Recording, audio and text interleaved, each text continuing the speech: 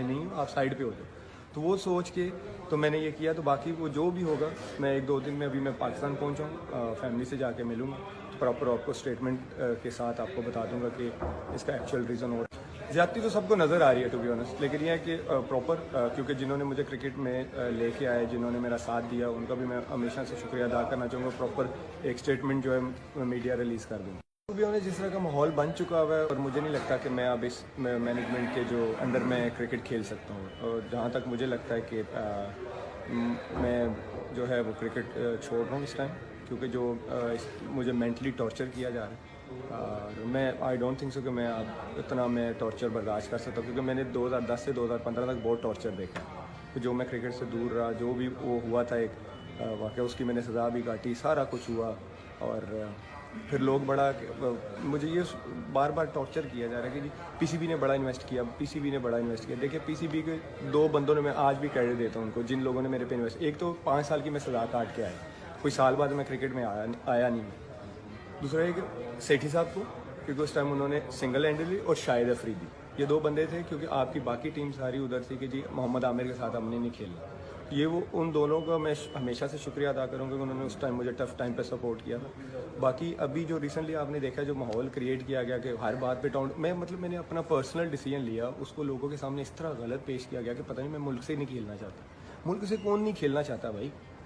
मुल्क से कौन नहीं खेला? मैं अगर उन्होंने इस तरह मेरे उस पर्सनल डिसीजन को लीगों के साथ अटैच किया। मेरा तो कमबैक ही लीग से हुआ था, अगर आपको याद हो। मैं बीपीएल से मैंने स्टार्ट किया था, और उस टाइम तो मेरे पास बेस्ट टाइम था। अगर मैं लीगों के लिए मर रहा था, मैं कहता जी भाई मैं अब जो है पाकिस्तान के लिए नहीं खेल सकता, मैं अपना इधर खेल रहा हूँ, मुझे इन्जॉय करने दो। मैं तो ये था कि मैं वाइट बॉल में जितना भी इन्वेस्ट कर सकता हूँ पाकिस्तान के लिए, मैं अपना बेस्ट दे सकता हूँ, मैं दूँ।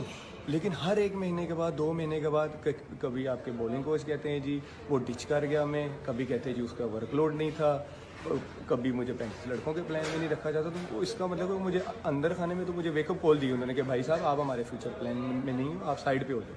तो वो सोच के तो मैंने ये किया। तो बाकी वो जो भी होगा मैं 1-2 दिन में, अभी मैं पाकिस्तान पहुँचा हूँ, फैमिली से जाके मिलूँगा, तो प्रॉपर आपको स्टेटमेंट के साथ आपको बता दूंगा कि इसका एक्चुअल रीज़न और ज़्यादती तो सबको नज़र आ रही है टू बी ऑनेस्ट। लेकिन यह है कि प्रॉपर क्योंकि जिन्होंने मुझे क्रिकेट में लेके आए, जिन्होंने मेरा साथ दिया, उनका भी मैं हमेशा से शुक्रिया अदा करना चाहूँगा। प्रॉपर एक स्टेटमेंट जो है मीडिया रिलीज़ कर दूँगा। टू बी ऑनेस्ट जिस तरह का माहौल बन चुका हुआ है, और मुझे नहीं लगता कि मैं अब इस मैनेजमेंट के जो अंडर में क्रिकेट खेल सकता हूँ। और जहाँ तक मुझे लगता है कि मैं जो है वो क्रिकेट छोड़ रहा हूँ इस टाइम, क्योंकि जो मुझे मेंटली टॉर्चर किया जा रहा है, और मैं आई डोंट थिंक सो कि मैं अब इतना मैं टॉर्चर बर्दाश्त कर सकता हूँ। क्योंकि मैंने 2010 से 2015 तक बहुत टॉर्चर देखा।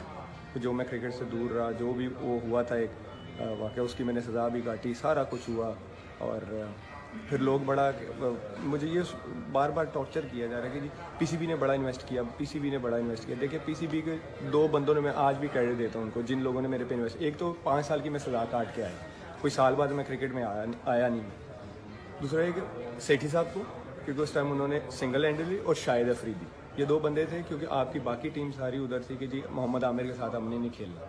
ये वो उन दोनों का मैं हमेशा से शुक्रिया अदा करूँगा कि उन्होंने उस टाइम मुझे टफ टाइम पे सपोर्ट किया था। बाकी अभी जो रिसेंटली आपने देखा, जो माहौल क्रिएट किया गया कि हर बात पे टाउन, मैंने अपना पर्सनल डिसीजन लिया, उसको लोगों के सामने इस तरह गलत पेश किया गया कि पता नहीं मैं मुल्क से नहीं खेलना चाहता। मुल्क से कौन नहीं खेलना चाहता भाई? मुल्क से कौन नहीं खेला? मैं अगर उन्होंने इस तरह मेरे उस पर्सनल डिसीजन को लीगों के साथ अटैच किया। मेरा तो कमबैक ही लीग से हुआ था, अगर आपको याद हो। मैं बीपीएल से मैंने स्टार्ट किया था, और उस टाइम तो मेरे पास बेस्ट टाइम था। अगर मैं लीगों के लिए मर रहा था, मैं कहता जी भाई मैं अब जो है पाकिस्तान के लिए नहीं खेल सकता, मैं अपना इधर खेल रहा हूँ, मुझे इन्जॉय करने दो। मैं तो ये था कि मैं वाइट बॉल में जितना भी इन्वेस्ट कर सकता हूँ पाकिस्तान के लिए, मैं अपना बेस्ट दे सकता हूँ, मैं दूँ। लेकिन हर 1 महीने के बाद, 2 महीने के बाद कभी आपके बॉलिंग कोच कहते हैं जी वो डिच कर गया, मैं कभी कहते हैं जी उसका वर्कलोड नहीं था, कभी मुझे 35 लड़कों के प्लान में नहीं रखा जाता। तो इसका मतलब मुझे अंदर खाने में तो मुझे वेकअप कॉल दी उन्होंने कि भाई साहब आप हमारे फ्यूचर प्लान में नहीं हो, आप साइड पे हो जाओ। तो वो सोच के तो मैंने ये किया। तो बाकी वो जो भी होगा मैं 1-2 दिन में, अभी मैं पाकिस्तान पहुँचा हूँ, फैमिली से जाके मिलूँगा, तो प्रॉपर आपको स्टेटमेंट के साथ आपको बता दूंगा कि इसका एक्चुअल रीज़न और ज़्यादती तो सबको नज़र आ रही है टू बी ऑनेस्ट। लेकिन यह है कि प्रॉपर क्योंकि जिन्होंने मुझे क्रिकेट में लेके आए, जिन्होंने मेरा साथ दिया, उनका भी मैं हमेशा से शुक्रिया अदा करना चाहूँगा। प्रॉपर एक स्टेटमेंट जो है मीडिया रिलीज़ कर दूँगा। तो भी जिस तरह का माहौल बन चुका हुआ है और मुझे नहीं लगता कि मैं अब इस मैनेजमेंट के जो अंडर में क्रिकेट खेल सकता हूँ। और जहाँ तक मुझे लगता है कि मैं जो है वो क्रिकेट छोड़ रहा हूँ इस टाइम, क्योंकि जो मुझे मेंटली टॉर्चर किया जा रहा है। मैं आई डोंट थिंक सो कि मैं अब इतना